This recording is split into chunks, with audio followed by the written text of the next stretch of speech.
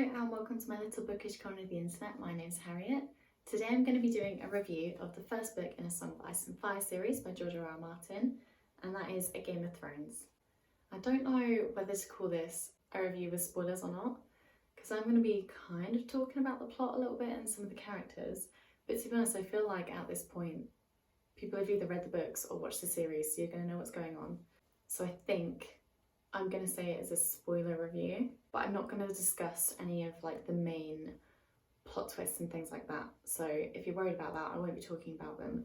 It's mainly just going to be about my experience with the book and some of the characters. But I will start by reading the synopsis in case you don't know about this book. This is a fantasy series set in a world that George R.R. Martin created, and there's various different maps to show the different places,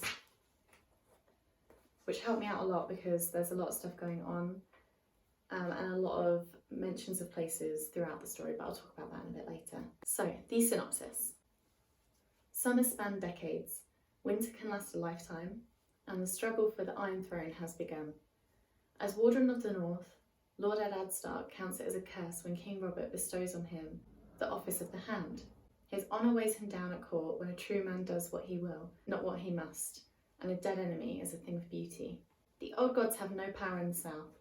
Stark's family is split and there is treachery at court. Worse, the vengeance-mad heir of the deposed Dragon King has grown to maturity in exile in the free cities. He claims the Iron Throne.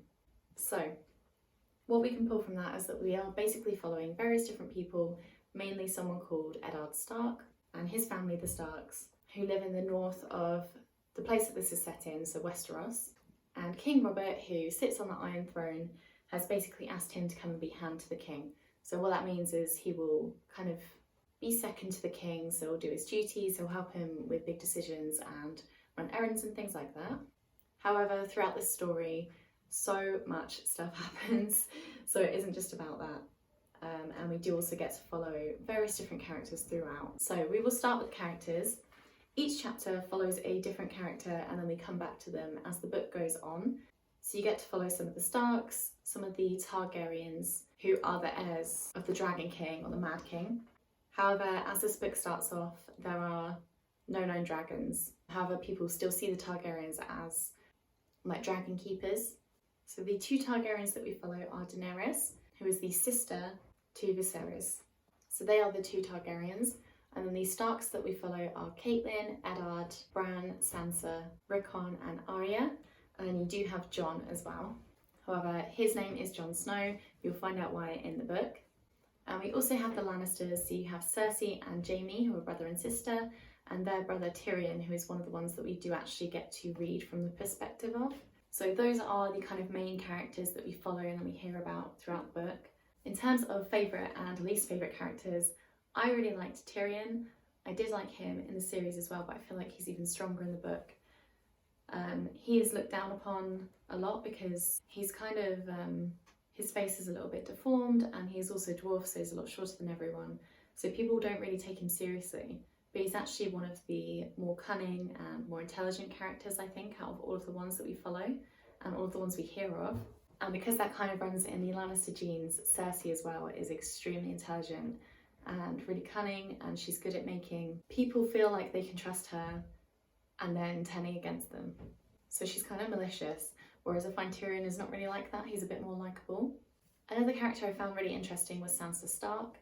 To be honest, she's really annoying. You kind of want to slap her throughout the book. But as the story goes on, you kind of get to know her a bit better and understand why she is the way she is.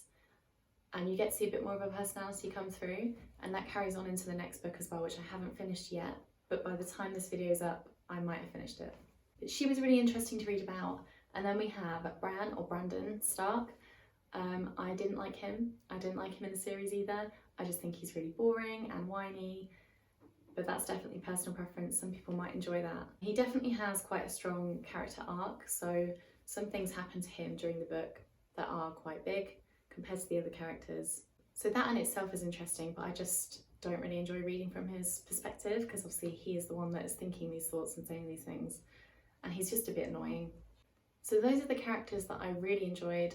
I do also like Daenerys and Jon. I think they're quite interesting characters and I'm excited to see where their story goes. This book I actually found really easy to read. When I was watching some reviews before and reading the reviews on Goodreads and things like that, people said that it was quite hard to get into, but I didn't find the language intimidating or anything like that.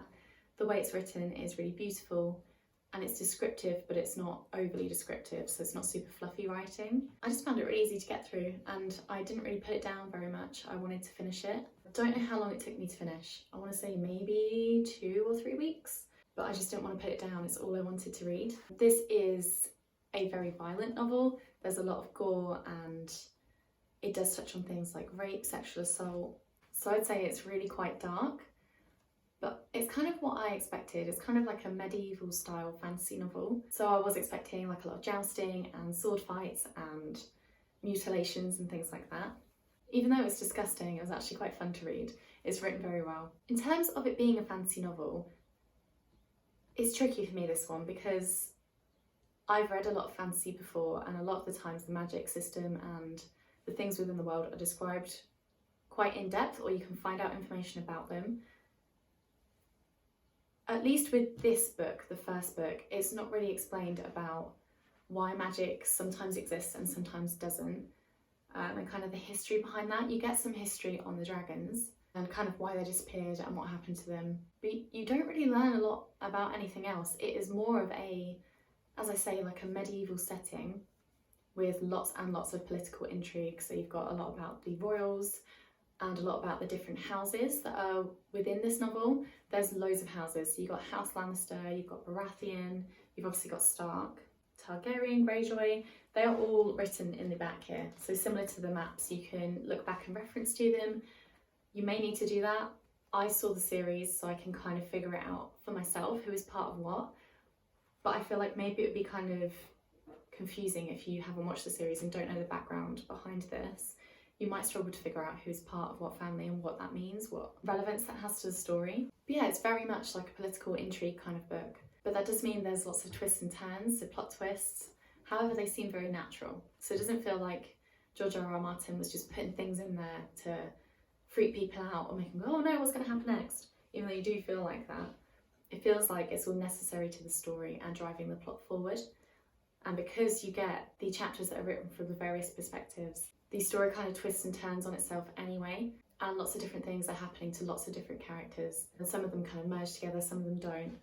So it's good because each person is going through their own character development and they're also going through their own story arcs and things. So it made for a really interesting read.